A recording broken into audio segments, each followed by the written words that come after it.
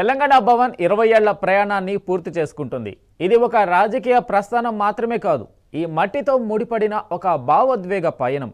అధికారంలో ఉన్నా, ప్రతిపక్షంలో ఉన్నా, రాష్ట్రంలో ఎవరికి ఏ ఆపద వచ్చినా, ఏ కష్టం ముంచుకొచ్చినా తలుపు తట్టే మొదటి చిరునామా తెలంగాణ భవనే. ఒకప్పుడు ఉద్యమానికి గుండె చప్పుడుగా మారిన ఈ కేంద్రం నేడు సకల జనుల సమస్యలను తీర్చే ఒక నిజమైన జనతా గ్యారేజ్గా మారింది.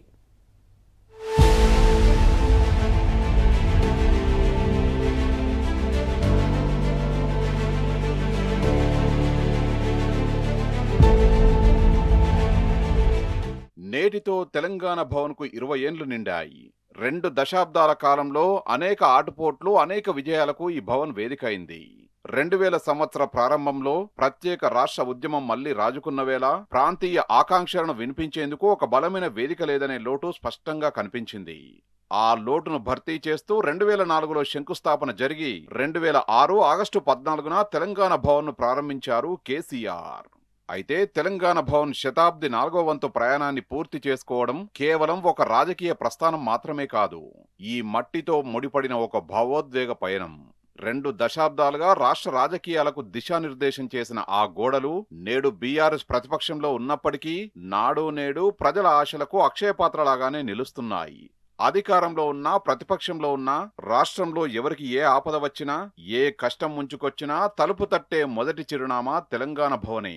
ఒకప్పుడు ఉద్యమానికి గుండె చప్పుడుగా మారిన ఈ కేంద్రం నేడు సకల జనుల సమస్యలను తీర్చే ఒక అభయారణ్యంగా, నిజమైన జనతా గ్యారేజ్గా మారింది. కష్టాల్లో ఉన్నవారి కన్నీళ్లను తుడిచి న్యాయం కోసం నిలబడే ఆత్మీయ నిలయంగా తెలంగాణ భవన్ ప్రతి తెలంగాణ బిడ్డ గుండెల్లో బలంగా ముద్ర వేసుకుంది.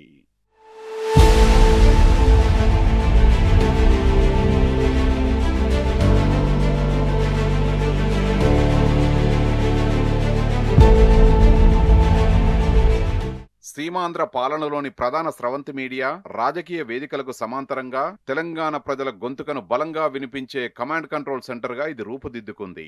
అంటే తెలంగాణ రాష్ట్ర మలిదశ ఉద్యమ కాలంలో సంస్కృతి సంప్రదాయాలపై దాడి జరుగుతున్న తరుణంలో కేవలం రాజకీయాలకే పరిమితం కాకుండా తెలంగాణ భవన్ నిర్మాణం ద్వారా తెలంగాణ స్వంత గుర్తింపును, అస్తిత్వం కోసం చాటి చెప్పేలా నిర్మాణం ఉండాలని భావించిన పార్టీ అధినేత కేసీఆర్ కాకతీయ తోరణాలు, రామప్ప శిల్పాలు, గోల్కొండ వైభవం మరియు గంగా జమున తెహజీబ్ను ప్రతిబింబించే ఇండో ఇస్లామిక్ శైలి నిర్మాణాలతో నాటి సమైక్య రాష్ట్రంలో తెలంగాణ ప్రాచీన సంస్కృతికి ఒక భౌతిక రూపాన్నిచ్చారు.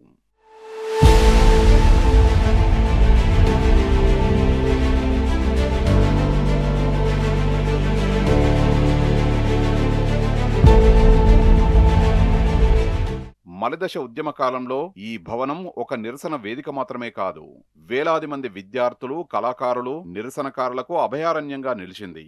పోలీసుల అరెస్టులు, అణచివేతల నుంచి ఉద్యమకారులకు రక్షణ కల్పించే పోరాట కేంద్రంగా పనిచేసింది. తెలంగాణ భవన్ ప్రస్థానాన్ని 2 స్పష్టమైన దశలుగా చూడవచ్చు. మొదటి దశాబ్దం అంటే 2004 నుండి 2014 నిరసనలు.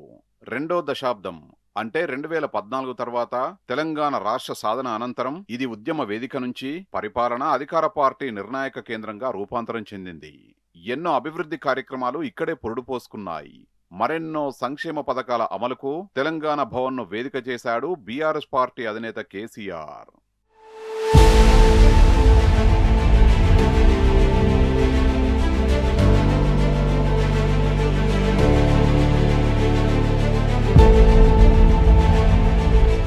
తెలంగాణ భవన్ 20 ఏళ్ల ప్రస్థానం అనేది కేవలం ఒక కట్టడం కథ కాదు, అది ఒక ప్రాంతం తన ఆత్మగౌరవాన్ని తిరిగి పొంది పోరాట మార్గం గుండా అధికార పీఠం వరకు సాగించిన చారిత్రక ప్రయాణానికి సజీవ సాక్ష్యంగా నిలుస్తోంది.